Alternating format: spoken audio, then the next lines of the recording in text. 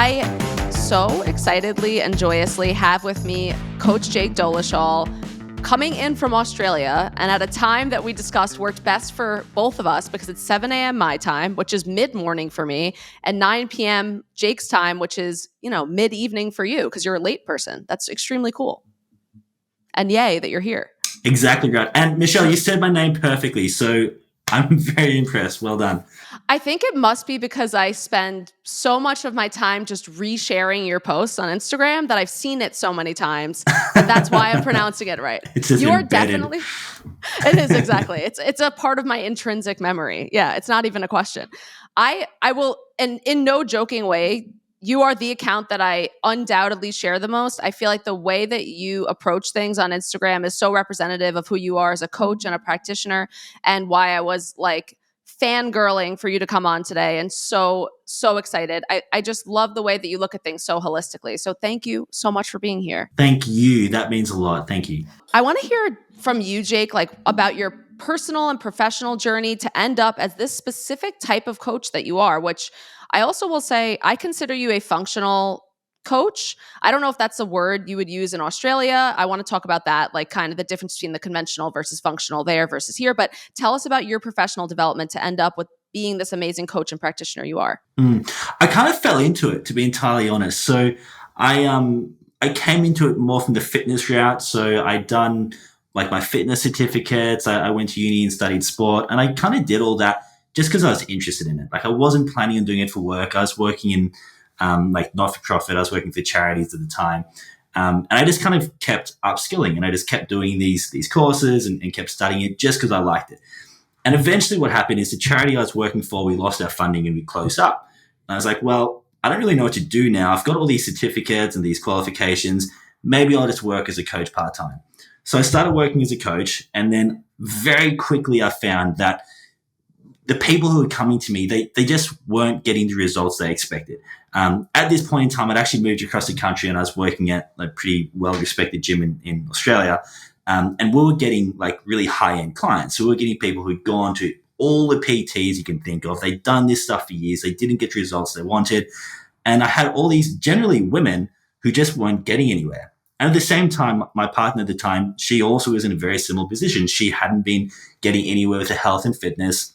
She was working with an amazing coach as well, and it just wasn't working. And so she started digging deep. It turns out she had parasites, and that was like a big thing, a roadblock for her. And no one could kind of figure out what was going on. So I started trying to help her. I started digging into blood work. I met one of my good colleagues, Dave O'Brien, who started teaching me blood work. And through this process, we kind of helped her, and then I was able to help my other clients. And then I realized that ultimately, like almost all these clients who are coming to me, they've got these same issues in common. And so within a couple of years, I'd sort of gone from ultimately just doing body composition, strength-based work, to now people are coming to me. Maybe they had some body comp goals, but they heard, about me through clients who had, endometriosis or whatever sort of health issues, IBS, whatever. And then it kind of just kept shifting that way. And I guess I just that's what I mean by fell into it. I just realized actually the more I went down that path, the more that I just realized people were being let down. Like there just wasn't really an avenue for people who had sort of these health issues apart from the conventional system, which wasn't helping anyone. They just weren't really getting help anywhere else. And it's weird. I'm like, I'm a fitness coach. Like, why am I the one who's helping these people? Like, that doesn't really make sense. But that's kind of how I ended up here. And, that was, 10 years ago now, whatever it was. Maybe not quite that, but a while ago. But that's sort of how I led to this point. That's incredible. And for you, it was really like logic led the path, because you were like, this is weird. They're all doing calories in, calories out, lifting. They're doing everything they need to be doing. And they're just not getting results. Not only are they not getting the body composition results that they're expecting, but, they've also got impaired sleep. They've got poor energy, poor digestion. Like it wasn't even just, they're not losing body fat. It's like these people are just not healthy human beings. Like nothing is working well for them, let alone losing body fat. Yeah, I don't know how it's possible that there's still trainers or nutritionists who are still kind of obliging by that calories in, calories out mentality and ignoring the whole of the person. But I actually think that you being a fitness trainer is a unique position for you to be the person that turned into this type of practitioner, because trainers are sitting with people in a really intimate way and holding that space for them. I actually think it's, if you're paying attention as a trainer, you actually end up probably going in the same direction because you notice like, oh, they're not feeling well and what I'm doing isn't working. I never understand when people who are just so straight up calories in, calories out, I'm like, do you think their patients or clients are getting results? Or do you think that they're just not caring if they get results? Like, do you think there's just a special type of person who gets results? What do you think? Just an opinion. Yeah. There's a lot there. There's a lot of good points you brought up there. So one point I just want to touch on is you mentioned how, like, as a coach, sort of, in a good position to work with these people. It's really interesting because I do a lot of educating with like practitioners and coaches as well. And when I was doing a lot of like upskilling for myself in the last few years and learning from like naturopathic doctors and people like that, I remember sitting in these courses and I'd be like, this is fascinating. Like the understanding of the human body is amazing and blood chemistry is amazing. And then they'll start talking about exercise. And I'm like, oh my God, oh no, like you just don't understand this at all. Or they talk about nutrition and again, similar. It's like some of that's good, but some of that, oh my goodness, like that is so off. And so a lot of the people I mentor, I get coaches who don't understand that side of things, like the blood chemistry and physiology and whatever. And that's great. I can go with that with them. And then some of the people I mentor are naturopaths or nurses or people in the medical world. And they get a lot of that stuff, maybe a bit more from a conventional standpoint sometimes, but they've got a fairly good handle. And it's the exercise and the nutrition and that stuff that they have no idea of. And that's the stuff we can go over. So I think integrating those two together, that's really powerful. But to your point with coaches who do the calories in, calories out, and it doesn't work, I think there's probably two things I'd mention there. One is it'll work for some people. And if you work with enough people, you're going to get enough results. Exactly. And so if, ultimately what these coaches do is, well, if it doesn't work for them, it worked for all of these people. So what's wrong with you? Like, you're lying to me. I remember hearing this all the time in the industry. It's like, well, your client's lying to you. If they're not losing body fat, they're lying. They're not tracking, blah, blah, blah. It's like, well, I can tell you, like, I lived with someone who tracked perfectly and she was eating like 1,150 calories day in, days out. She did not budge. So it's not always the case. And sometimes, like, I'm in a privileged position where I've seen that not work. Like, some coaches haven't seen that. And so they've been told by other coaches they're lying, and that's all they've got to work off. And then you get like an 18-year-old PT who has no life experience, who's like, oh, well, someone said they're lying, therefore I'm going to tell this 45-year-old woman with Hashimoto's that she's lying. It's like, well, just because you have an experience, it doesn't mean that's the only sort of solution or outcome. So I think that's part of the issues that they're going to get resolved. And if it doesn't work for those clients, they move on. But one other point I guess I want to make is a lot of the time coaches who are doing this stuff and nothing against, some of these coaches, but they probably know that those methods aren't working for everyone. Like, I've had conversations with coaches in the industry and, like, not going to name names of people who are really big names in the industry. And I've specifically asked them about, hey, what do you do with clients who have these gut issues? And they'd say, I don't know. I don't know anything about gut health. If it doesn't work, it's not my thing. And it's like, okay. So you're like literally someone with millions of followers and you're like, well, I don't know what to do. Like, that's like, how many people have IBS? Like, 10, 15%, whatever the last stats are. Like, that's a huge percentage of people you're not able to service. And you're also have you ever heard of the Dunning-Kruger effect, which is like these two psychologists made an XY axis for confidence and competence? Like you said, that 18-year-old PT who's like, listen what I learned in school, like, look what I got. And when you and I have worked with, I know you've worked with like thousands of people too, the more that you work with people, the more you realize that it is the necessity of individuality is so high for every single person, where, again, even 45-year-old Hashimoto's patients might look completely different from each other because of other things going on in their body. And I think, I guess you really eloquently answered my question, which is either people are sticking to their ego and sticking to, hey, this is what I learned, this is what I know. And they, like you said, there's people who are pretty like, if you're metabolically active, calories in, calories out will probably work for you better than if you have other like metabolic dysfunction. Then it becomes, a bigger picture issue. So I think, like you're saying, maybe if they're working with people who have never tried to lose weight before, have no concurrent autoimmunity, gut issues, anything like that, which is very rare to find these days, and they just want to lose 10 pounds or something, calories will probably work for them, honestly. Yeah, there's people who it will work for. So that's a really good answer. Yeah, that makes sense to me. And then also, Jake, this is so interesting because I don't know if you know this, but in the States, I feel like when it comes to celiac disease or it comes to any sort of gut condition, we always are like, if you just go to Europe or you go to Australia, the food's so much better there. I can eat gluten there and not have a problem. But so I've always perceived, and this is like, I think it was different, honestly, when I was in school versus now, but I've always perceived Australian and much of Europe to have better kind of health than Americans do. Am I totally wrong in that? Have you guys caught up and been westernized and tell me what's going on in that kind of chronic illness landscape? Like, are we just wrong? Like, what's going on? Talk to me. I have a feeling we've caught up a little bit. If you look at the obesity rates, like we're pretty close to you guys. So I don't know that we're a lot better. I guess it's funny because what you said about, I can go to Australia and I can eat gluten. We say the same thing. People say, I can go to Europe and I can eat gluten. Now, maybe it's Europe that's better. It's interesting to me if you look at the countries that don't use glyphosate, it's interesting that the countries where people generally feel better eating wheat are often places where they're not using glyphosate. So I don't know. I'm not saying that's definitely the only thing, but it's interesting. But I don't think we're that much better off than you guys are, to be entirely honest. And, even rates of people on medications here, chronic health conditions, it's relatively similar.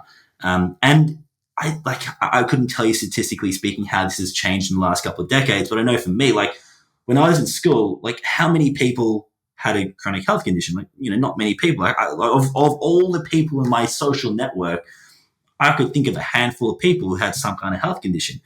And nowadays, like I'm struggling to think of a handful of people who don't have a health condition. Like that is a unique situation to be in. So if it's anything like you guys, it's going to be the same. So I don't think we're much better off over here, to be entirely honest. I do think our food supply is better.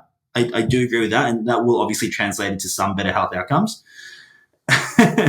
But I think we have gone downhill a little bit as well. Maybe you have glyphosate too, and that's why in Europe, maybe Europe is the glyphosate-free place in some countries, and maybe that's why Australia and the United States have similar. It's really interesting, and this is so fascinating to me because it's not only that in the chronic illness conversation. Sorry, my brain is going so fast because I have so many things I want to ask you already. I'm like, oh my god.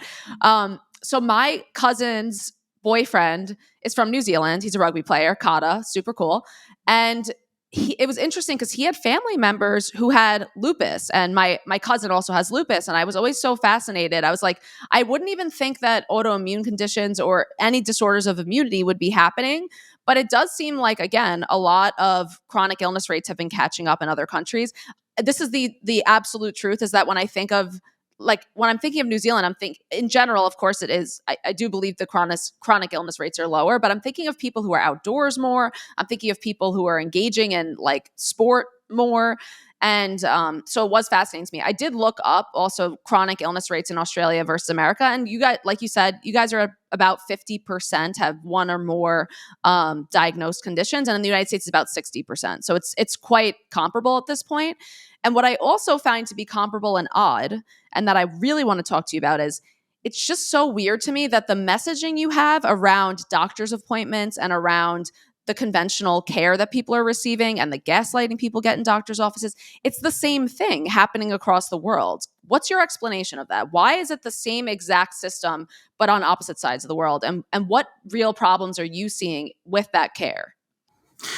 Yeah, it's an interesting one because like our model is quite different to yours. We've kind of got this hybrid private and public model, and so it's marginally better, I suppose, in some ways in terms of how it works. And like for me, in terms of the clients I work with clients all over the world, and it's funny because I look at Aussie clients and I look at our healthcare, and it's a headache. It's an absolute headache, and I'll talk about that more in a moment. But then I get clients in like especially some European countries, and it's next level. Like, they'll be in a situation where they won't be able to get blood work done. And the doctor they've got, they'll say, look, I'll order like a full blood count, not even with differentials, like hardly anything, and that's it. And in my head, I'm like, well, why don't you just go to another doctor? Like, just find someone else. And like, no, I can't. This is a doctor I'm given. I'm not allowed to go outside that. It's like, oh my gosh, your system is miles behind ours, and ours sucks. So in some ways, we're kind of lucky, but it's unbelievable because at least over here, if we're not getting the care we need, we can just pay for it. Yeah, so we're not stuck in like locked in that system. But it's still obviously conventional. So, if the questions are, well, why is the conventional system failing us? I guess that's such a big question. Hey, like if we just go back to the roots of medicine and go back 150 years, we can start to identify where things are wrong. But if we just look at here and now, well, the issue is like our healthcare system is not set up for health. Like, this as well as I do. The goal is not to make someone healthy. The goal is to manage disease. And that's all well and good. Like if we're honest with that's what we're doing, okay, let's just be clear with that. But sure. You're not going to a doctor to be optimally healthy. That's not their goal. We can see this very clearly with the way they look at lab work. They'll get a blood test and they'll say, well, this is where we think this is dangerous. And you're 0.1 off that, that's fine. Or you're 1 point over that, let's use a medication. Let's try to get you just under, and now we're happy again. Like, that's ultimately the goal. So I think if we're looking at healthcare, we're like, well, why are we failing people? Why are people just stacking more and more medication? And why are we seeing chronic health disease go up? Well, that's why, because we're not actually trying to fix anything. We're like, how do we keep it within these parameters? And okay, if you've gone outside it, here's another medication and that's it. We're not actually trying to make people healthy. So in a nutshell, I think that's what the issue is. It's sick care, it's disease care, it's not healthcare. Absolutely. And I think it comes from the belief, I'm assuming, that our body is kind of in separate parts, and that our body is not one whole. If you have a thyroid condition, your thyroid's not connected to the rest of your body, and we're not seeing the connection. I'm wondering probably, and this is a more speculative question, but the people who invented modern medicine, I'm sure that they're kind of deriving from Europe, the United States, or Australia, and the same message is being disseminated at the same time across the entire world. Because it seems like, again, the same exact lab work issues, one body part view of the body is happening everywhere. So it's probably the same. It was probably the same dudes, by the way. I'm assuming it was just the same people, and that was disseminated across the Absolutely. world. It has to be. Yeah. And it's a fairly new way of doing medicine. The Western medicine model, 150 years old, something like that. And it took over from an alternative form. It took over from like homeopathic medicine, and they were head to head, right? Like, and, homeopathic medicine is its own thing entirely. But, you probably know this as well as I do, that they were just as popular for a long time. And it was just through some fairly dodgy kind of political work that actually basically homeopathic medicine just got shunted completely. And then over, Absolutely. Not 100 years, that's where really Western medicine took over. Yeah, it's a very short time frame in the context of TCM or Ayurveda, which are estimated to be 5,000 to 10,000 years old. We're talking about 100 years. You're absolutely right.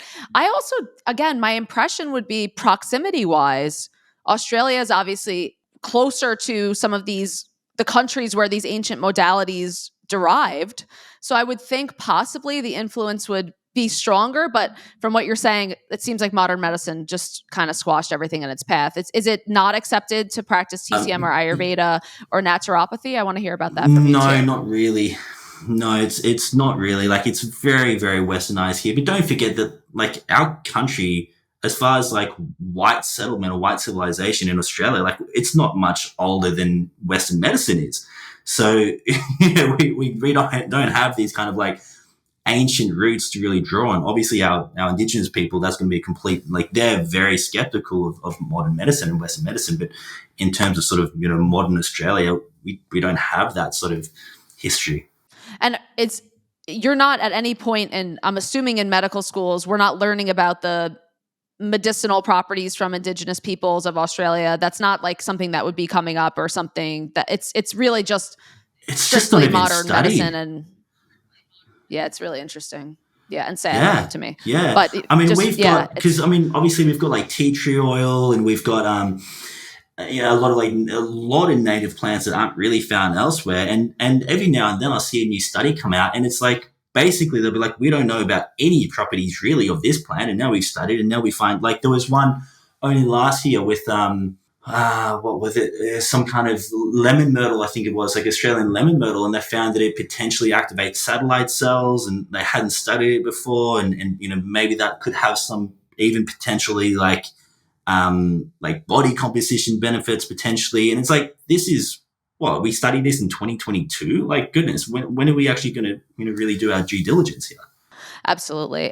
I guess what it just comes down to, this is all major colonization issues too. I mean, that is at the root of the conversation we're having, is that it's just not taking into appreciation and understanding what has been known scientifically for thousands and thousands of years, and really good science too, because it's being vetted by use with humans, and seeing what works and what doesn't, and then passed down generationally, which is, in my opinion, very good science. The best probably, versus doing a test on a rat in a lab. That's not as good science as that, which is fascinating. So I just think that piece of the conversation is really important, because it's definitely a misconception I think that a lot of Americans have, which is that we are the sickest and the same thing isn't happening other places. But when the ideology is sprouting from the same place and being spread, it ends up the same everywhere, which is sad. But I mean, we have to talk about it. It's important. I think that's really, really important. At least we're all in the same boat together.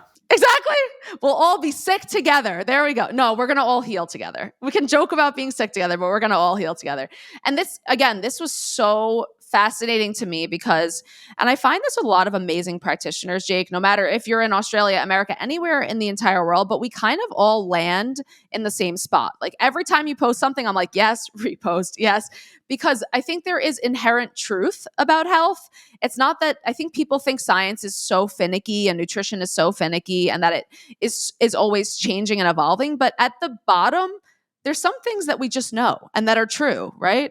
And what are those for you? What are those inevitable truths that you think, and this is a hard question, but inevitable truths that you think are true for all people when it comes to nutrition, no matter where you are or kind of what you're going through? What do you think is always true? I love that. I find a lot of the time people can become too hyper-focused on a study, and it's like, well, this study showed this outcome. And then they wait for another study. It's like, well, actually, this study showed this outcome. And then you flip-flop and I don't know what to believe now. I just wait for the next study to come out, and that's going to tell me what to believe. And what's one of the most liberating things you can do is to start to try to understand, well, how does the body actually work? If we actually understand what's the mechanism behind this, then we can look at a study and be like, I have a feeling I know where that study is going to end. We can start to predict the outcome based on how the human body is working. And obviously, different compounds and stuff, that's going to be a little bit different. We'll learn more. But once we basically understand how a human body works, it's it's so much more empowering rather than just being stuck waiting for what that study outcome is. So I love that. But in terms of just basic universal things, I mean, that's a tough one. And if we're just looking at nutrition only, I think it is. And because even genetically, we have to accept that some people can do better on certain diets. So I was plant-based for over a decade, and I tried my best and I felt okay. Yeah, cool. I mean, look, a lot of us have been there. Hey, a lot of people in this space have been there. But genetically speaking, I'm not made to do that. I've got a BCMO1 gene. I'm not going to deal with vitamin A very well, MTHFR gene. There's a lot of things that are stacked up against me on being on a plant-based diet. But there's some people who they're going to be okay-ish. They're going to do better than I'm going to do. You know what I mean? So there's always going to be individual variants. But I think if we just understand, well, from a Doctor, I don't know if you know Dr. Brian Walsh. He's you're probably familiar with him. So he talks about, and I'm not sure if he made this up or if he got it off someone else, but talks about this sort of sequence of how do we create a healthy human, yeah? And he talks about well, if cells are healthy, then we're going to have healthy tissue. If tissue is healthy, we're going to have healthy organs. Organs are healthy organ systems. Healthy organ systems, we're going to have a healthy human or organism. And if we just go all the way back to that basic level, let's look at cells. It's like, well, what do we need for cells to function? Well, we need B vitamins, we need B12, we need B9. Like if we just start looking at these building blocks, I mean, where do we get B12? Meat. Like we don't get it in plants, right? Where do we get, like, we start looking at what the body's made out of, bones. What's bones made out of? It's made out of collagen. Where do we get collagen? Where do we get glycine? Like most of this we get in animals, yeah? Like once we start digging in really deep, what are the things we fundamentally need? It's like, well, those things aren't found anywhere else except for in animals and animal products. So that to me is just a fundamental truth. It's like, yes, we're lucky and we live in an age now where if you don't want to eat animals, you can actually do that because we've got supplementation now. But for all of human history, we didn't have that. You couldn't take a B12 supplement.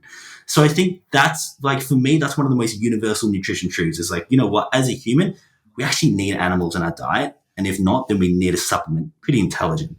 Absolutely. I think that's a really important truth. And you circled around this extremely important topic, which is there's the difference between, and my friend Andrea Nakayama always says this, there's a difference between the science of nutrition and the practice of nutrition. And you are a practice of nutrition person, which is the highest compliment I can give. But I love when you're talking about, we don't need a study to understand phase 1 and phase 2 of liver detoxification. We know what that is. So I think people are always looking for that, like, one studies to substantiate. It's so interesting. I got into like a little bit of a battle with a dietitian on Instagram who was saying there's no RCTs saying that seed oils or consumption of linoleic acid is inflammatory. And I was like, I don't need a study because I know the pathways that it goes down. So since I know the biology, I don't need a specific study to verify the biochemical reactions that are going on. We know that already, Exactly. And I think that's so... Exactly. But it's heresy for us to say that. Like that, if you say that on social media, or you say that to the evidence-based world, you're not allowed to say that. Like it has to be outcome first, mechanism doesn't matter. What do we see observationally? What do we see in humans? The mechanism simply is relevant. And for a long time, I heard that, and I'm like, it doesn't make sense to me, but like everyone's saying this, like I guess I have to believe it. And eventually I'm like, it just doesn't make sense. Like I'm not seeing this work with my clients. I know if I focus on the mechanism, I know I'm going to have a healthier client. So eventually I'm like, screw it. I'm just going to do this. And then I started hearing more people say, you know what, this doesn't make sense. I'm like, oh, thank goodness I'm not the only one. Absolutely. Yeah. I think it's also just, sit across from someone. I've worked with over 1,000 clients. Some of my clients I've been with for 4 years weekly.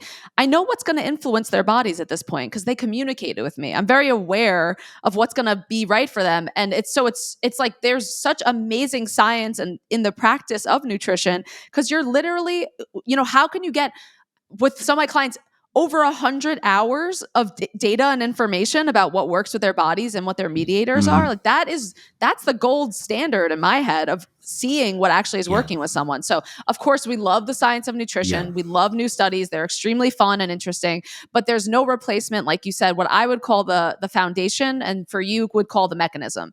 Like if you know the mechanisms, then you don't have to worry about fancy protocols and supplements, which is actually hilariously 30 minutes in the topic of today. But you don't have to worry about, how do I just do this fancy protocol? Because the protocol will kind of lay itself out when you know what the body needs in the state and environment that it's in. Yeah.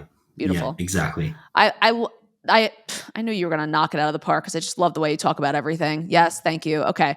So we are going to talk about nutritional supplements and vitamins today and things like that. You do an amazing job of helping not only the individual to understand application of supplements in an individual way and for certain conditions, but you also help educate practitioners on that. So just tell us about your WhatsApp group before we even get started and kind of when this started. And it's just very exciting and amazing. I've been in it. So tell me about it.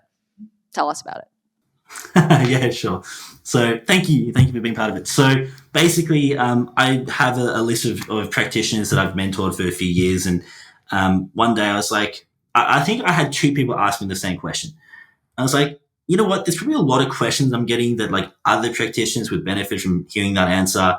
And I thought, it's probably not even just practitioners, like maybe just the layperson who wants to know some of this stuff. So I put together this group, but the intention was only going to be, I'm just going to share like one question I get from one of these mentoring clients a day into it. And I was like, if I can get 20 people who are part of this, like I'll be happy. At least 20 people who want to be educated. And then I got like a few hundred people sign up in a fairly short amount of time. I was like, oh my goodness, like a lot of people want to be educated.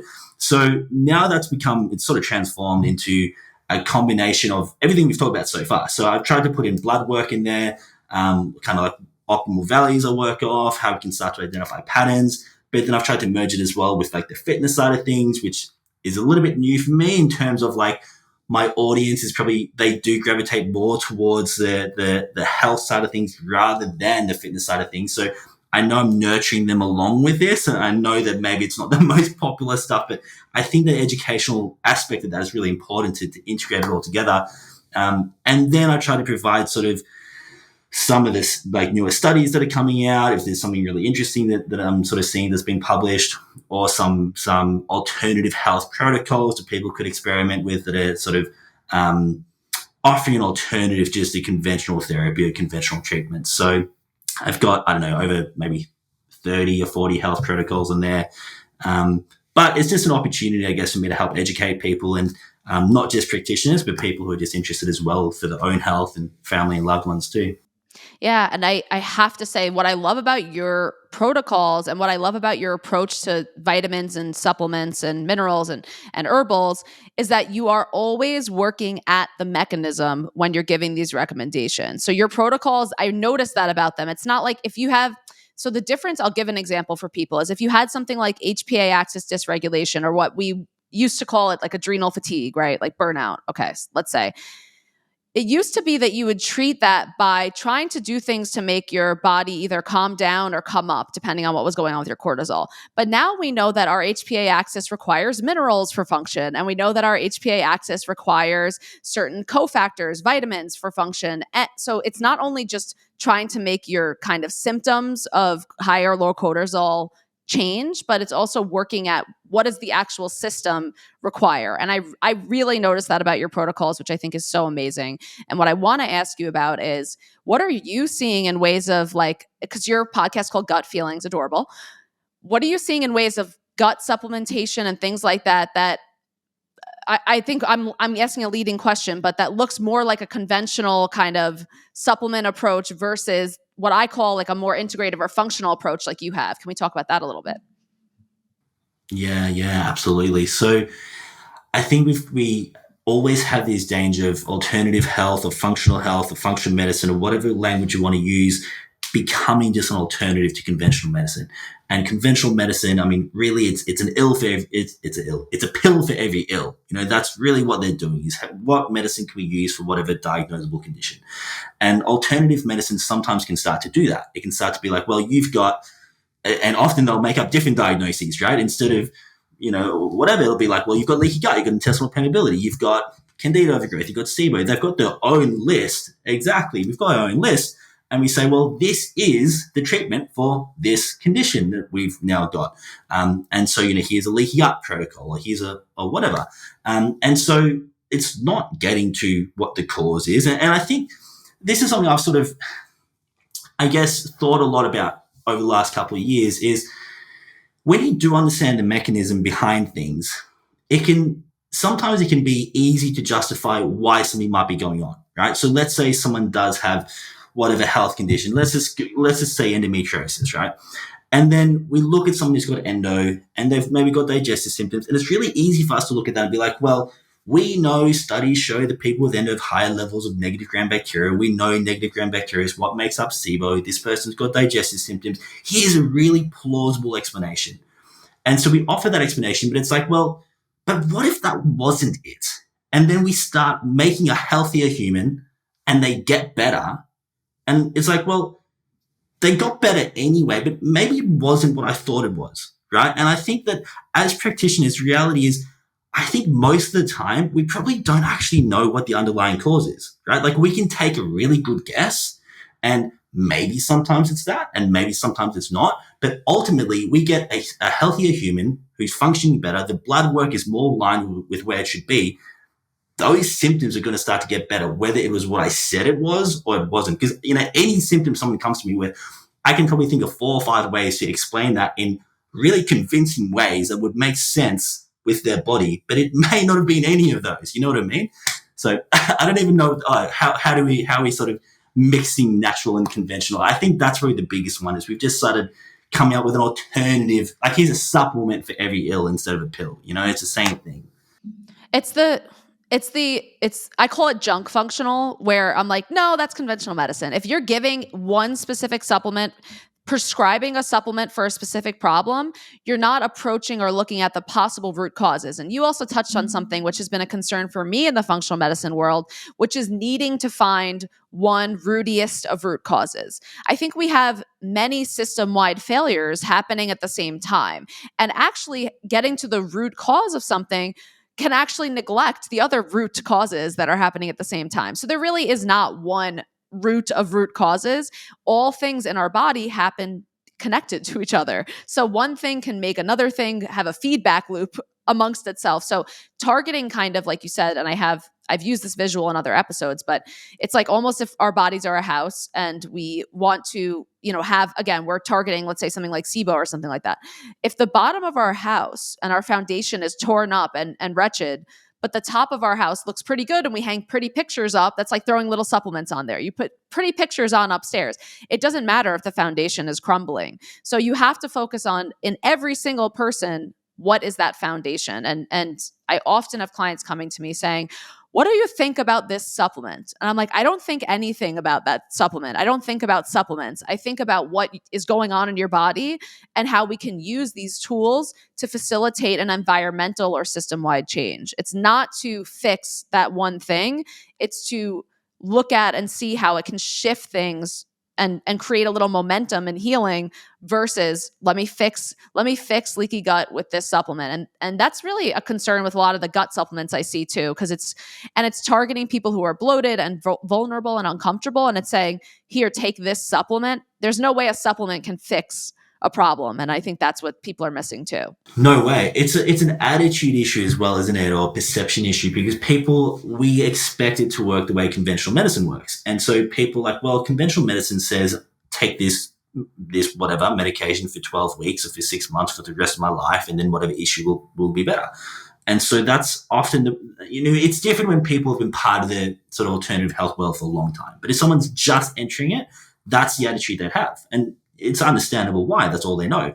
So they'll come to, you or I as a practitioner and be like, well, I've got X issue, X symptom, X condition. What do I do? Expecting to be told, take this supplement or take these 5 supplements for 12 weeks and then go back to what you were doing and you'll be fine. And it's a hard pill to swallow, to be told that actually, yes, there's some supplements wanted to take. And some of these you may need to take forever because you've got a pretty deficient diet, and just food in general is more deficient than it used to be.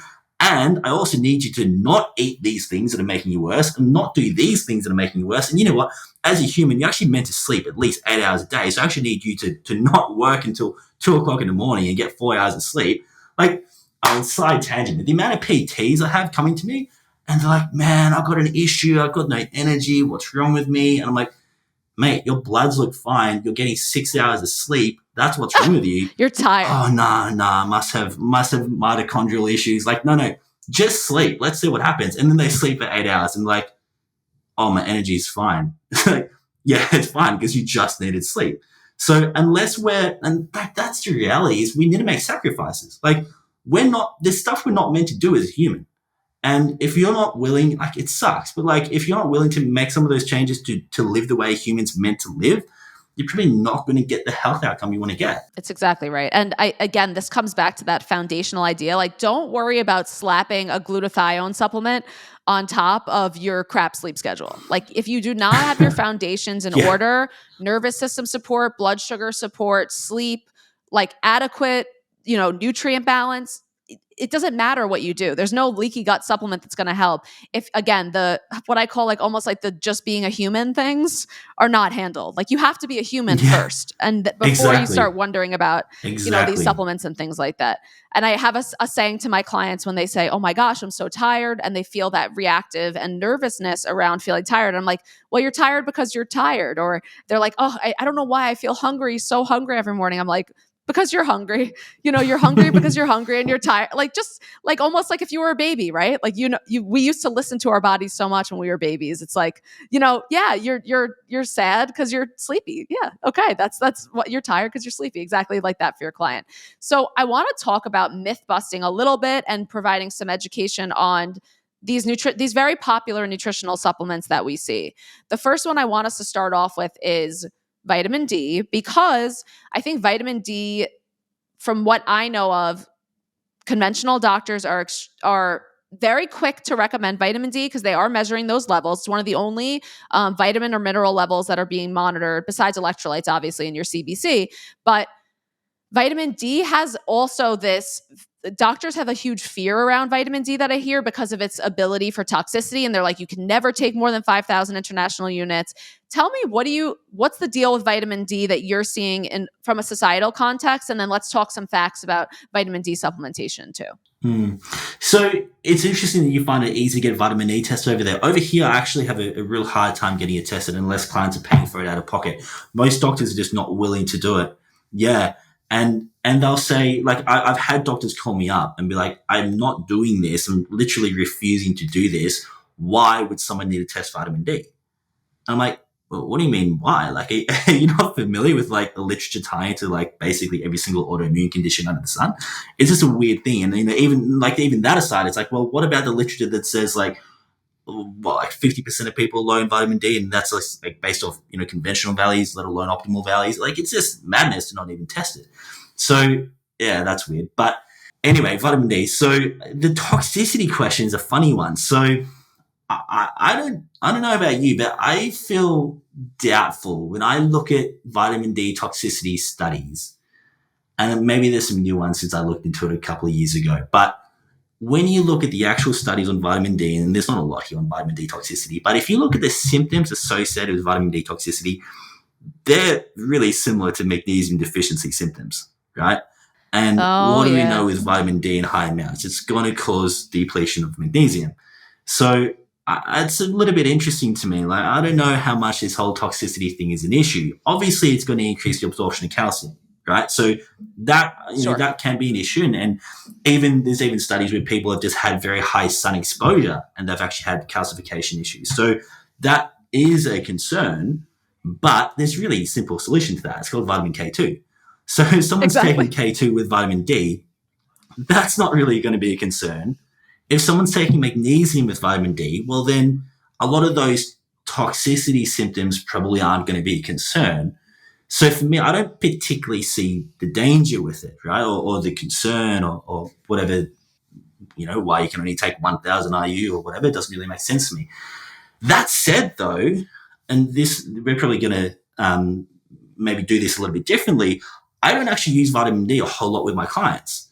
And I do that partly because when people are coming to me, it's normally like there's a house fire. Like we need to put something out, right? Like it's not many people are coming to me because they're like, hey, I feel fairly good. I just want to be like a little bit better. It's normally like, I can't get out of bed, or, like it's a big issue. Yeah. And in a state like that, I would argue that, there's often going to be at least a dozen different supplements I'm going to want to use with that client. Yeah. And some of those will be specific for a short period of time. Maybe we need to do some gut repair. That's often going to be a big one. Maybe there's some dysbiosis, whatever's going on. And I would say that for me, I just don't think vitamin D quite makes a cut for being in the top 10 or 12 supplements I'm going to need to use with that client at that point in time. And then when we look at the literature around, like, say, liver detoxification, glutathione, and we see that sometimes just by improving liver status and glutathione status, we can actually see vitamin D levels go up. If we look at the fact that by reducing inflammation and infection, we can see vitamin D status go up. Yeah. I'm like, well, why don't we start with that? Let's see where vitamin D ends up. And if it goes up, perfect. And if it still doesn't go up 12 weeks from now, 24 weeks from now, okay, let's take some vitamin D. I'm fine with it then. At that point, we're taking 5 or 6 different supplements. We've got rid of half of them. Let's add one in. You know what I mean? So that tends to be the way I do it with clients. And I use a lot of cod liver oil. That's got a bit of vitamin D in it anyway. Absolutely. Not a huge amount, but enough to give a bit of support. So, yeah, I don't know if that answered your vitamin D question or not, but...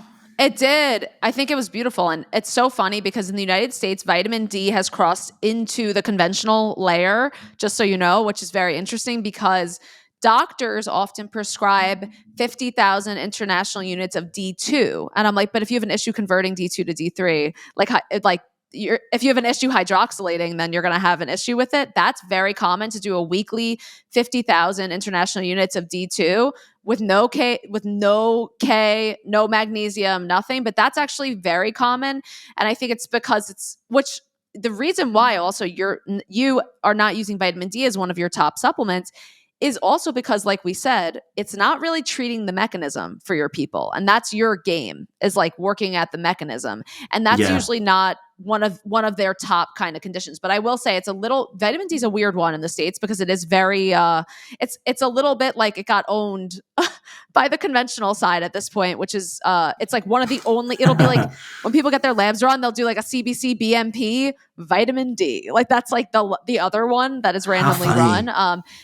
It's so a thing. It's very interesting. And I have conversations about vitamin D a lot as a result of that. And it's funny that you can't even get that run. I don't know why it became a thing, but it is a thing here where people, it's one of the only things that is tested. So thank you. That was extremely helpful. And then I like how you're approaching it also. Instead of saying, take 5,000 international units of vitamin D, you're saying, for most people, again, it's a mechanism game, and vitamin D is not something that's top of your list. Love that.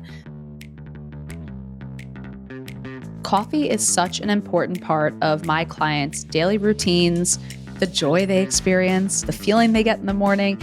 And what is such a big concern for me when it comes to coffee is quality. I'm overjoyed to say that our podcast sponsor today, Purity Coffee, is one of the highest quality coffee brands, if not the highest quality coffee brand that we can get today. And really every single step in their process is health focused and driven by scientific research. They are third-party tested to be free of pesticides and toxins, to be free of mold. These things are just essential for my clients to feel well. So this is such an important recommendation I'm giving, and I'm so honored to have Purity be a sponsor for that reason. They also use specialty grade organic Arabica beans, which are top 1% in quality worldwide. The difference for my clients between having coffee that makes them feel well and doesn't could be the difference between a whole day of feeling well or not. And the difference really could be seen in less anxiousness, less jitteriness, and less stomach upset. So these are essential components of feeling well, and Purity Coffee really has my clients' backs for that reason. If I'm drinking coffee, it's really recreationally, and so I've chosen and loved their Calm Decaf Medium Roast. It's really high in antioxidants. It's naturally decaffeinated, which works well for me. And honestly, I've tried some different decaf coffees. Just, I like to taste. And this is actually the best tasting one I've ever had. I love Purity Coffee. I recommend it to my clients, and so much so that I have included an affiliate link and a huge discount for you guys. If you use the word Quiet the Diet at checkout, which we're going to include in the show notes, you'll get 20% off of your first order of Purity Coffee. Thank you for the sponsorship, and enjoy your coffee. I'm going to ask you a very hard mineral question, and it's very complicated, but we have to talk about iron supplementation. Iron is so complicated, but I do want us to kind of open the floor to how you feel about iron supplementation. This is something else that if your hemoglobin or your hematocrit is low, they're going to recommend an iron supplement in the States. That's very, very common. What are your concerns about iron supplementation, and what's going on with our lab work in ways of iron that we might be misunderstanding from a conventional standpoint? Yeah. I mean, it's a massive, massive topic, like you said. So it's the same over here. I mean, so many people are told to take iron. Yeah, it is. Multiple episodes. Honestly, it's huge. So so many people, especially females, and if someone's not eating a lot of meat as well. So if you're losing blood because you're getting your period and you're not eating meat, heme iron, odds are you're probably not going to have an abundance of iron, And so then we get these people who are testing the iron status and obviously comes back low. And the solution is always obviously take iron. Or even worse, maybe we get people who aren't getting the period, or maybe they are eating meat and their iron status looks low. And that's a worse situation to be in, because the question, anytime there's a deficiency, whether it's iron or any nutrient, we want to ask ourselves, why are we low in that? Are we low in that because we're not getting enough of that nutrient? And this is where, like, sometimes it just blows my mind. Like, this is a really basic thing. And it's like, why can't we just think this simply? If you go to a doctor and the doctor says, hey, look, your iron status is low, your ferritin's low, your iron's low, do you eat meat? And if they say, no, I don't, I'm vegan. It's like, okay, what's the most likely reason you're low in iron? It's probably because you don't consume the most bioavailable form of iron in the world, which is heme iron. And that would make sense why you're low. If they say, yeah, I eat meat every day. It's like, well, does it sound like it's an intake issue? To me, that sounds like it's probably not an intake issue, right? So if it's not an intake issue, what else could it be? Well, it could be malabsorption, okay? Why would there be malabsorption? Well, that's going to depend on the nutrient, iron. If we get that mostly from meat, what if we're malabsorbing protein, meat? What if we had low stomach acid? That could be an issue, yeah? Or the third issue is it could be a utilization issue. Like maybe we're overutilizing a nutrient. Maybe something's interfering with that utilization, bacterial, parasitic, whatever. But we want to start to work out what is it that's leading us to this state of deficiency. And if we specifically look at iron, it's just so misunderstood. So our body, like in functional medicine world, there's a saying that iron is like chocolate cake to pathogens, right? So if there's an infection going on, a parasitic infection, a viral infection, bacterial infection, yeast infection, literally anything, the body probably doesn't want a huge amount of circulating iron to exacerbate that, right? And so it's pretty smart. It's probably a little bit smarter than we are. And what it does is it'll produce a hormone called hepcidin. And so that's going to downregulate how much iron we absorb. And so now what we're seeing is a downregulation of how much iron we're actually absorbing. And that hepcidin may actually affect the way we're transporting iron out of cells as well. So we can start to get this really funky stuff going on with ferritin in our blood work and serum iron. But nonetheless, we're now not absorbing this thing efficiently. And not only are we not absorbing it, the body then says, well, not only do I not want to absorb this, I don't particularly want to transport more and find more in the body. So it now downregulates transferrin as well, which is our iron transporter, yeah? And so now we look at iron, we look at our blood test, and you've got low serum iron, and you might have low ferritin, but you've also got low transferrin, which is the transporter.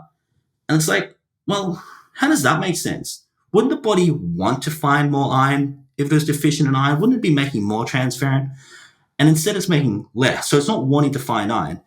And our conventional way of looking at that is we know better than the body. We'll just pump you full of iron. And then it's just honestly madness, because then what happens is we don't have transferrin there to bind to the iron. And that's pretty important. We want iron. We want a lot of it to be bound. And we don't particularly want unbound iron, at least not unbound to transferrin, because it's then going to bind to other things. So now we're taking an iron supplement because the doctor told us to, and we've got low amounts of transferrin, and we're taking huge bolus amounts of iron in one go, which is really pretty well absorbed. So we're getting this huge influx. And then that iron becomes not bound to transferrin. We're not getting transferrin bound iron. We're now getting iron that's binding to other molecules. And that seems to become really unstable. Like that essentially causes oxidative damage. And there's some studies now that are suggesting that there's probably a link to that particular form of unbound transferrin iron to things like neurodegenerative conditions, inflammatory conditions. And so the question now becomes, are we actually potentially exacerbating or even essentially causing the onset of these conditions just by incorrectly taking an iron supplement? And I kind of think the answer is yes. And, ultimately what we should be doing instead of just pumping someone full of iron is twofold, right? So one, we should be looking at, well, what's causing this infection and this inflammation? And that's a trickier question. It's much harder than just giving someone an iron supplement. So I get why we're not doing that. And then the other thing we can do, and again, this just like, I don't even understand why we make these decisions sometimes, but if you look at the studies on iron supplementation, And you look at not transferrin, you look at lactoferrin. Lactoferrin, a protein that's found in like colostrum in milk, basically. Lactoferrin has a greater iron binding capacity than transferrin does. It's not an iron. It doesn't contain iron. It's just helping us essentially bind to iron. And if you look at studies comparing that with iron supplementation, it generally outperforms iron supplementation. So not only is it a solution to iron deficiency, and in fact, a lot of authors in these studies conclude it should be the first protocol for iron deficiency. So not only is it a potential solution, but if we're then taking iron supplements and this is unbound iron, well, it makes sense to me that lactoferrin could potentially even mitigate some of that damage because it's helping bind to it. So we're just getting it completely wrong, to be honest. Yeah, I feel exactly about iron as you do. And one of my closest friends is who on Instagram is the Hormone Healing RD. She's kind of the hair mineral queen. And she's the iron queen too. But she also, if I ever send her someone, I'm like, all right, Amanda, this time I really think it's iron deficiency anemia. Like, look at their hemoglobin hematocrit's 11 over like 40. Like, I think come on, this time it's really it. She's like, you got to show me the vitamin A and ceruloplasmin. She's like, I don't know. She's like, I don't know if again, what the bioavailable iron is versus or what your blood's showing you have versus what's being stored. And like you said, this is actually a mineral where I do have concerns about toxicity with supplementation. This and zinc are two that I'm very concerned with people just willy-nilly kind of supplementing because there is a really complex system and there is risk of toxicity. So it's funny because this is something that is so overprescribed. Again, I'm sure this is very much the case in Australia, like you said, where iron supplements. And I think the question should be, like you said, if your intake of meat is high, wonder if that's a true deficiency or if it's that your body is showing you what's available and you need to know how much you're storing, basically, because it's really important for that bigger picture. So I would say if again someone's prescribing an iron supplement, this is something I would actually take with caution and would recommend to. There are cases where a short-term iron supplement might be justified, like absolutely, but it's way over prescribed and recommended. So just making sure, and I think it's also because people will have really low energy and they'll go to the doctor and be like, is it your thyroid or your iron? And it's again, that like prescriptive idea of 100%. Here, take this iron supplement. But there's so many iron amongst anything else has like the iron recycling system. Like there are so many mechanisms happening when you take that supplement that are not seen in lab work. So you'd have to ask for more in-depth lab work, I think, before even knowing if that iron supplement is necessary for you. I've also been recently, and this is partly because of Amanda, but I've been having clients give blood because of iron build up, because that's been a huge concern for some of my clients too. Have you seen that at all, where people's H&H or other measures of iron are too high? Absolutely, yeah. I mean, it tends to be more common in men, at least in my experience, and especially if we look like hemochromatosis genes, much more common in men than women as well. And women obviously have this sort of natural bloodletting system anyway, like usually once a month they're going to lose some iron. So men don't have that, and if they do have hemochromatosis genes, it does just build up. In fact, I looked at bloods only a few hours ago, and the ferritin was 780. I work off 50 to 150 as my optimal values, and yeah, so that's pretty high. So definitely, and you know, one of the first things I would recommend in that situation is donate blood, give blood, like do this regularly to actually offload some of this iron. And ferritin specifically, once you get into those numbers, I no longer use ferritin as an iron measure. I'm using that as an inflammation measure. To me, that's looking like something totally different. I'm not worried about deficiency at that point. I'm worried that, like you said, some of that iron overload is correlated with some sort of inflammatory status. I think that's how I would view it. And I'm sure, again, when you saw that ferritin, you were like, whoa, something's going on here. Yeah, usually. I mean, that's the tricky thing with ferritin. Hey, like it's an acute stage reactant. So exactly, it goes up with inflammation. And that's the other issue as well, is sometimes inflammation itself can just be masking what we're actually seeing from an iron panel. So we have to understand it's telling us two things. But then sometimes we can also see all other inflammatory markers are fine. Ferritin's high, transferrin saturation's high, serum iron's high. It's like, okay, I think you've got hemochromatosis, or you've got some issue here with excess iron absorption. We got to offload that blood. Exactly. Got to offload that blood. Totally. Okay. we're going to move on. That was a really hard one. Thank you for rolling with me on it. Just multivitamins in general. Is this something that you think people should take willy-nilly? And do you think this should be more prescriptive in nature? Tell me what you think about multivitamins in general. I don't have a hard line on multivitamins. It probably is a bit surprising maybe to some people here. I actually do take a multi myself. It's not something I did for a long time. It's not necessarily something I do all the time. There you go. Okay, interesting. It feels, I felt like I was coming out of the closet saying that. Like a lot of people, like, you don't take a multi. There's studies that show you can die earlier. And it's like, well, yeah, I mean, I don't know if you know the study I'm referring to. It is done in healthcare work. Is a very old study, and they had people who were taking multis and the life expectancy was shorter. But it's like, what was the quality of that multivitamin? Like, this is just an observational study. They were healthcare workers. Do you think they're taking alternative forms of multivitamins? Like, probably not, you know what I mean? So I think when it comes to multis, my biggest concern, well, I guess a couple of concerns. One is, what form are they using? You know, most conventional multivitamins you get just off the supermarket shelf, they're not using bioavailable forms. They're going to use cheap forms. They're going to use synthetic forms. They're going to use piss poor B vitamin forms that you can't even absorb. They're using oxide forms of magnesium and zinc, and they probably add iron to it as well. And so now, I mean, like, you know, the magnesium oxide, what's your absorption? That like 8%? Like, goodness, what are you going to get out of 8% out of 30 milligrams of magnesium? Nothing, you know? So most multis, show me a standard multi, I'd say, what's the point of taking that? It's not doing anything good for you. It's probably causing harm. But if you can get a good multi that's properly dosed, using proper forms, I think it's got a place. I don't think everyone necessarily needs it, but I think it's got a place. Like me, like I said, genetically, I've got some issues with B vitamins. And so I'm like, well, I could take a B complex, or I can just take a multi. It's got a good amount of magnesium glycinate in there. Like, it's got a little bit of zinc, a bit of copper. I'll just take that.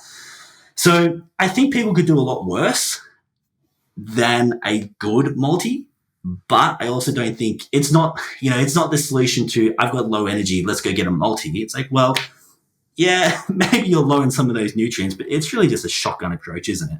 Yeah. And I think we're taking multis for the same reason. For myself, I would have to eat a very well-planned diet in America to get all the nutrients that I need, because we're depleted in our very soil in the meat we're consuming. So it's always a catch-up game, I think, for all of us to get to not only adequate levels of certain vitamins, but optimal. But what I would look at in multivitamins, like you said, is I would not want one that had any iron in it.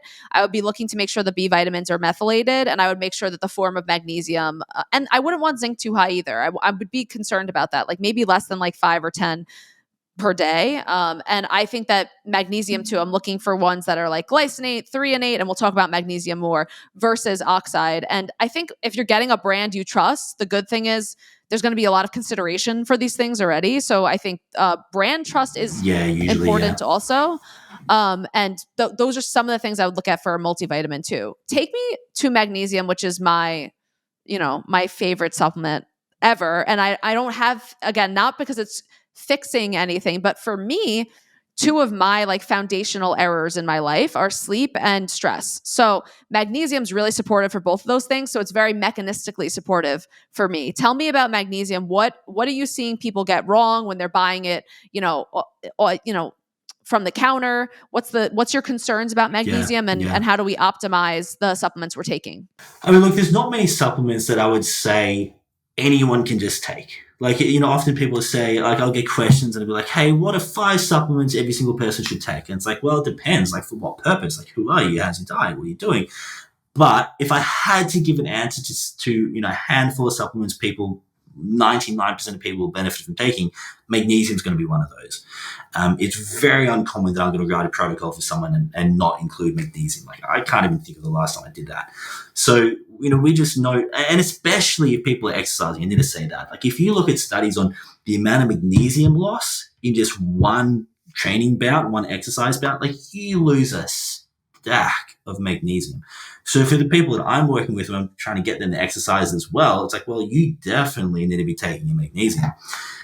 But like you said, quality form, magnesium oxide, 8 to 12% bioavailable. Like, what are you going to get? Or absorbable. What are you going to get out of that? Um, a lot of the time, there's so much when it comes to supplement companies. There's so much that they do, cheap companies or dodgy companies, just to like save a bit of money. And it's not overly fair to consumer, right? Like if you're a consumer and you go and you're like, oh, I just heard this cool podcast. Michelle said magnesium's amazing. And so they go to a shop and they get a magnesium off the shelf. It's like 4 times out of 5 is going to be mag oxide. And if it's not, you look in the back and it's going to say on the front of the label is going to be like magnesium 500 milligrams. And you're like, great, that's how much I said I should take. Okay, I'll take 500 milligrams, 1 tablet. You take 1 tablet. Like I had this conversation all the time. And I'm like, I'm sorry I burst your bubble, but you're not taking 500 milligrams of mag. It's like, yeah, I am. It says it. It's like, yeah. Have a look at the back. And it'll be like 500 milligrams per serving. 1 serving is 10 tablets or 5 tablets. It's like, right. You're taking 1 tablet. You're getting like 50 to 100 milligrams of mag. It's just so dishonest. So this is the danger people run into with supplementation is they either get poor forms, they're way underdosing, and or they're taking stuff they don't need. It's just a minefield when it comes to supplementation. So I don't know about you with magnesium, but for me with mag, the way I would dose it, and I work in kilos, you probably work in pounds, but I would say based on body weight, I go quite high. I'd say like for 10 kilos of body weight, I'm going to be using at least 50 milligrams of mag. So you get an average, the only pounds I know at the top of my head would be 100 kilos, 220 pounds. I'm about 100 kilos, right? So for me, I would take a minimum 500 milligrams of mag, right? And if someone's got a severe deficiency, I'm going to probably double that, like at least 1,000 milligrams for someone my size. Whereas you go look at my supplements and be like, well, standard serving is 100 milligrams or 150 milligrams. Like, well, what's that really going to do? And it's going to help a little bit. You look at what mechanisms need magnesium. Well, basically every single metabolic process in the body needs magnesium. Glucose regulation needs magnesium. You have someone with metabolic issues, there's someone who's diabetic, insulin resistant, got fatty liver, anything like that. Okay, take a couple 100 milligrams of mag, you're still going to get benefit, but how much more benefit are we going to get if we actually take how much we need, Yeah, magnesium such an interesting one. And first of all, just to lay out on the very high level, I'm extremely against oxide too. Citrate, generally people use for bowel movements, and then people will use glycinate or threonate for stress reduction or sleep. Magnesium is amazing in that it's involved in all of these enzymatic reactions. Like it's so essential for basically every single process that happens inside of our bodies. It's so interesting because when I have clients who are using it for sleep, I'll often find that even if at 125 milligrams to start with, some of them get like almost hung over the next day. And part of it is just like, I'm like, your body's not used to being in the parasympathetic state. So it's like they get like this hangover even from a small amount of magnesium. And I don't remember the last time I have not at some point in a client journey introduced magnesium. Like I think it is essential and very depleted in our soil. So it's completely essential for most people to supplement. Like you said, even sometimes for life. But it's very interesting to see that some people get this like magnesium hangover because again, their body's like adjusting to relaxing for the first time, which is so wild. Have you seen that before, the magnesium hangover? I've seen it a handful of times, not a whole lot, but it is something you can see. My experience has been any nutrient really that someone's like deficient enough in tends to have some of those effects when you start supplementing with it. So, I've seen that with B vitamins, especially methylated B vitamins. If someone's really quite deficient, they've got methyl cofactor issues or whatever, and you start using an active form of B vitamins, they get this ramping up in histamine symptoms and like cognitive symptoms. And it's like, well, that's not a sign that you don't need that. That's a sign that you actually really need that. Like things are actually coming online again. So that's how I would feel with magnesium. Yeah. Yeah, the B. So I have a long history because of my vegan diet for over 10 years of vitamin B12 deficiency. That is substantial. Like my lowest numbers were in the 100s. Like those are some of the lowest I've seen for people, which I tell my clients, I'm like, I know. I tell my clients, I'm like, if you're like in the less than 200, we're talking about neurological issues at this point. Like we're talking about like really serious stuff because the deficiency rate in the United States, the cutoff is under 200. I'm like, you could be having neurological issues under 300. So like the deficiency level is way too low for vitamin B12. So I also do a bunch of IVs and injections for B12 because it's such a catch-up game for me because my stores were so empty too. Let's talk about vitamin B12 for a second. Is this another supplement where you say a lot of people, much like magnesium, can benefit from vitamin B12 supplementation? Is this something where you're nervous about toxicity? Take us through your B vitamin spiel. I do start to feel like over the last few years, I've felt a little bit more, I guess, I kind of feel like a lot of people should be taking B vitamins. And I didn't used to feel that way, but especially after just looking at more and more lab work, like you said, you just see not only, you either see B12 low, serum B12 low, or you see issues with MCV. It's 50% of the time I'll see people who seem to have some kind of functional B12 or B9 issue. And again, like you said, our food is depleted. B12 doesn't even exist in plants, and even animal meat tends to have lower levels of B12. Like it's something that we're just not getting huge amounts of in our diet. And I would sort of talk about like B12. Yes, it's probably a little bit unique in that aspect, but B6, B9, B12, I sort of look at these guys all together, and it's one of those like that sort of complex using these guys all together. I think most people really are going to benefit from this. Like, again, if we look at, well, what are these things helping with? Well, detoxification, like liver detox. How important are bees as cofactors with liver detox, right? You mentioned how low your B12 was, and you mentioned some of the neurological concerns there. Well, what about GABA? Like, we need B12 to produce GABA. And, how many vegans you get, and I've got nothing against vegans. I was veggie for over 10 years, but how many vegans you get coming to you who are like wired at night, they can't sleep, they're not getting deep sleep, they're just anxious in the evening, and it's like, yeah, you've got a GABA deficiency. Like, you're so low in B12, this is going to be having an effect. And what else helps with GABA? Taurine. Where are you getting your taurine in your diet? Like, you're not. So I do think that based on our diets, if diet was perfect, does someone need a B12 supplement? Probably not. But based on the modern diet, I think most people are going to benefit from B vitamin, B complex supplement. And like I said, that's partly why I take a multivitamin. And not only, I mentioned, well, B12, we're only getting this in meat and animal products. And, a lot of the time when I look at blood work, I like to play the game of, let me look at the blood work first, and I'll try to guess what symptoms or, what's going on with this client. And a lot of the time I'll look at the bloods and I'll be like, it's fun. It's totally fun. And you look at it and you're like, oh, this person's a vegan. Like, there's two options in my mind here. This person's either a vegan or they've got like IBD or something that's really affecting absorption. And sometimes, not like usually that's going to be the case, but sometimes I'll then look at the form and they won't have ticked vegan. And I'm like, oh, that shocked me. And then I go down to the food log and like, on Monday, don't eat any meat. Tuesday, don't eat any meat. Wednesday, I'll have one meal that has meat. And it's like, that's what people think is normal now. Like like how much are we going to be able to satisfy nutrient requirements if we're having one meal every couple of days? People are like, oh, I can't have meat to save the planet. I just eat meat twice a week. It's like, great. We can talk about that. That's a whole nother conversation. But you realize that 100 grams of minced meat you're having, a gram of meat you're having once or twice a week, it's just not going to cut it. Unless maybe if it was like 100 grams of liver, okay, maybe in that situation you might be getting enough, but that's really the only one. So based on, I guess, just adequacy of diet, I do think B vitamins generally a lot of people are going to benefit from taking.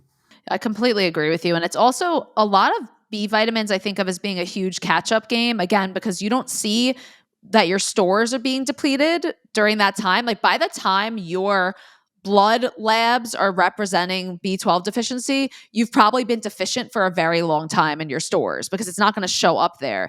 So I definitely agree. And I will say that the interesting thing about magnesium and B12 is that these are really all B vitamins is that, like you said, they're related to detoxification. And from a mechanism level, we deplete these things in times of stress. We deplete B vitamins and we deplete magnesium in times of stress. So again, we have, like you said, this very incongruent environment where we're not really supposed to be as stressed as we are. So our demand for these vitamins is very high and minerals is very high. And at the same time, our supply is very low. So it's just, you're kind of always playing catch up when it comes to, in my head, B vitamins and magnesium, in some cases vitamin D, K. I think there's a big catch-up game where you have to compensate often, even if it's not for life. Once a year, I have to do some sort of a gut protocol for myself, and I have to do some sort of IVs or injections for B12, because no matter what, it's very hard to catch up with the amount of stress we have, and, the amount of pollutants and things we have too. And especially this is just a personal anecdote too. Not only is my B12 that abysmal, I recently got my B1 taken, my thiamine, which you only look at really for people who are like alcoholics. That's the only time that's going to be really depleted. And mine was recognizable in my labs. Oh, It just wow. wasn't there at all. And so in my head, instead of me saying, oh, why am I missing that in my diet? I was saying, holy crap, my liver must have been going through it this year, because I had a mold toxicity issue. And I was like, wow. So again, I'm looking at the mechanism for that and understanding that we need these nutrients for liver detoxification. We need these nutrients for our HPA axis, and we deplete them in times of stress. So we have to think about not only how these are represented in our blood, but how they're representative in our environment in whole, and how we're interacting with our environment too. I think that's very true for B vitamins for people. Okay, I have 2 more supplements, and I know we're running way freaking over, and I'm not going to steal your time anymore because it's the middle of the night there, 10:15. Oh my gosh. When I think of, this is going to be a bigger kind of, you do not have to go into super detail because it's very complicated, but glutathione is something that has now become popularized. We see it in different forms. I get a nice push in my IV. People get it, through liposomal forms, non-liposomal forms. Tell me why you feel is glutathione one of the supplements that, again, everyone should be taking. There should be caution with taking. Is it overhyped, or is it just hyped enough? What do you think about glutathione? Yeah, so I tend to use, well, let's take a step back quickly. So glutathione, master antioxidant. I mean, arguably maybe there's some antioxidants that are as important, more important, but either way, like you said, people know it as really important antioxidant in the body. Do need it for liver function, obviously, and even if we look at stuff like aging well and age-related illnesses, like glutathione is very important for sure. But we need to understand our body's making glutathione, and we're making it out of amino acids. So if we've got an issue with these amino acids, in particular methionine and cysteine, well, we're probably not going to be making a lot of or adequate amounts of glutathione. So first we have to look at, well, are we actually making enough? And not only do we firstly need to have enough building blocks, so methionine, well, sulfur-based amino acids basically, but then we need to look at the whole homocysteine cycle, and we're converting that process well, and that requires B vitamins. So again, we've run into that issue if we've got B vitamin issues. And then hopefully that up until this point is working well. Now we've got cysteine, and now we can convert cysteine and glutamine or glutamic acid, and we can actually make glutathione. So even before we get to the point of having glutathione, there's a lot of things that can go wrong there. So firstly, we need to make sure that's covered. And again, you get someone who's really low protein diet, they've got issues with sulfur, whatever's going on, we're going to have B vitamin issues, whatever, we're going to have issues there. Maybe they're taking excessive amounts of B vitamins, excessive amounts of B9. That could be causing some issues, right? Squashing the homocysteine. So we need to make sure that up until that point is covered. Then we look at the glutathione, and we're like, okay, cool, we've got glutathione. Again, same question. Any nutrient, any antioxidant, whatever. Are we creating enough? Are we depleting it? If we look at glutathione, we're like, okay, we've depleted our glutathione. Well, what's depleting glutathione? Like, yes, toxins, but especially like endotoxins, bacterial toxins we're exposed to. We're really lucky. We've got a mark on a blood test where we can start to get an indication of glutathione status. We can look at GGT in the liver panel, and that's going to tell us pretty well how much glutathione we're breaking down. And something that I see, and I just want to acknowledge, I haven't actually seen this in literature, and I'm just waiting for the day that this comes out. But in my clients, time and time and time again, when I've got clients that have a bacterial issue, and in particular negative gram-bacteria overgrowth, usually things like SIBO, what I tend to see is GGT low. Yeah. And so when I'm seeing GGT low, I'm starting to think to myself, have we depleted these building blocks? Have we got an issue here with sulfur metabolism? Like, what's going on here? But these are the clients, which it's funny because we look at the literature and it's like, well, we know that yeast is going to be causing issues there. Like, you'd think yeast is probably going to be the thing that's going to have a big impact on GGT. But anecdotally, I'm just seeing negative gram bacteria do this. So their clients, where I see that, I see GGT's low, they've got these IBS symptoms, SIBO symptoms, and I'm thinking, you know what, that's a client who's going to really benefit from glutathione supplementation or N-acetylcysteine supplementation or whatever. Also acknowledging there can be a whole lot of genetic factors. Again, people can be underproducing glutathione just due to genetic SNPs. Like they can be really unlucky in what they've inherited. So there can be environmental things, there can be genetic things, there can be diet things, nutritional things that can lead to a state of higher glutathione need. So do I think a lot of people will benefit from glutathione? Absolutely. Do I think, do I take it? I don't. I don't think I need it. But if I was, I don't know, if I was experiencing digestive symptoms, if I had a yeast overgrowth, a bacterial overgrowth, if I was under like a whole lot of oxidative stress or whatever, then yeah, I think that'd be a wonderful thing to do. Get an IV, absolutely. I'm not at all opposed to that. Again, supplementation quality matters, right? We look at like someone might say, hey, if I've heard good stuff about glutathione, I'll go buy the first glutathione I see. And you get a glutathione, it's just going to be reduced glutathione. All that is those amino acids that I just told you about in a pill. And it's like, well, what's going to happen if you start swallowing amino acids? You're just going to digest them, yeah? So, okay, all well and good. You're going to have the building blocks, but it's not like you're going to take a glutathione supplement and suddenly have cellular levels of glutathione go up. Like, it's not going to work like that. And we assume it does because it's called glutathione. It may as well just be called amino acid blend, like it's not actually glutathione. So like the sodium glutathione, that is one that I do use sometimes in that situation where I think someone's really going to benefit from it. But it's honestly like it's I don't even want to call it a Band-Aid. Like it's just support. It's a crutch. Yeah. They've got something which is depleting it. They've got some liver burden. Exactly. And so that's not a bad thing. Like I think sometimes the issue with functional medicine is we start saying, unless it fixes the mechanism, it's wrong. And it's like, no, hang on. We still don't want someone to be symptomatic. Like we want someone to still have a high quality of life. That's okay initially for me to get that person feeling better. But we also need to be doing that stuff too. I always tell that to clients too. I'm like, just because I'm talking to you about how we're going to work at the root cause in the long term, we're not going to have you suffer in the short term. Like that's not the goal. There's also some supplements, and this is important to say, like there's some supplements that work in the short term on symptoms. Like I eat like a supplement like a GI Revive or something, even though again, it's working on leaky gut in the long term. In the short term, people can be going to the bathroom more regularly. I'm like, we don't have to wait to treat the long term and ignore the short term, essentially. I think glutathione and a lot of these supplements, what I just want to caution people with too, is that if you're giving your body something that is going to give your immune system and your gut the boost it needs to start a fight, just make sure that you have everything in order. So what I mean by that is a lot of times people are taking like mass amounts of antioxidants or taking glutathione because let's say they have like a mold issue.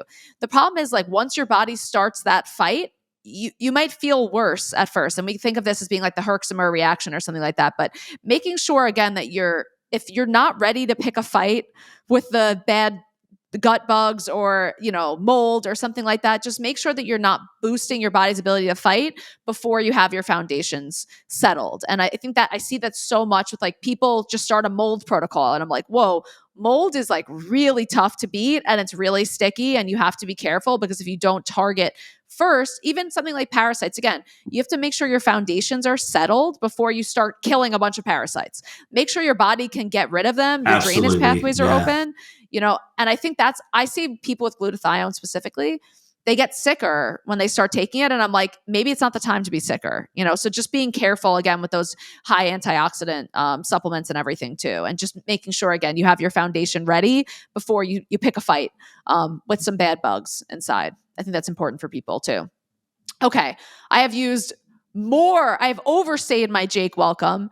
I cannot thank you. This is already going to be my favorite episode of season 2. It's hurtful to the other guests, but I do mean it. And I'm not apologizing for that. Jake, I'm so grateful you came on today. You are a wealth of knowledge and humor and fun.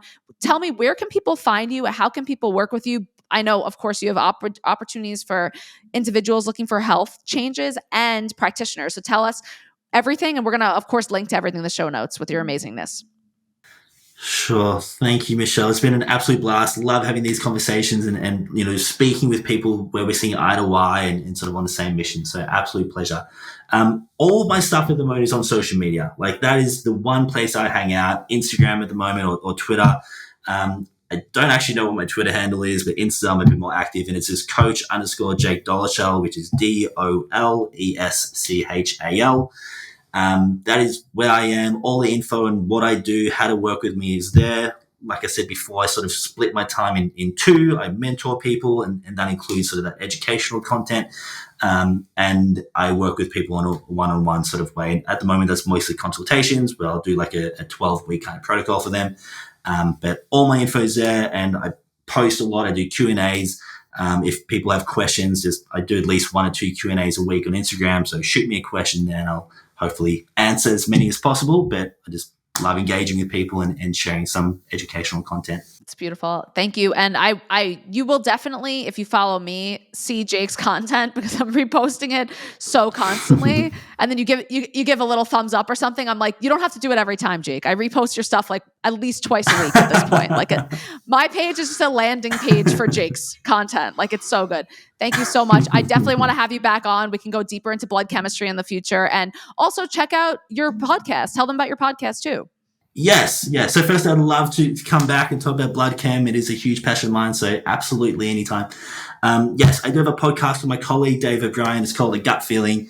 And basically, we just talk about whatever we want to talk about. So usually it's something, we're going to bring it back to the gut somehow, but usually a lot of the time what we do is we'll talk about a condition and how we think maybe the conventional system has kind of missed the boat a little bit.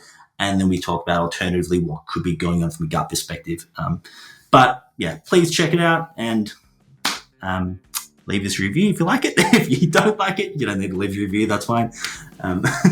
Yeah, no, I actually don't leave a review if you don't like it. And thank you. Thank you so much, Jake.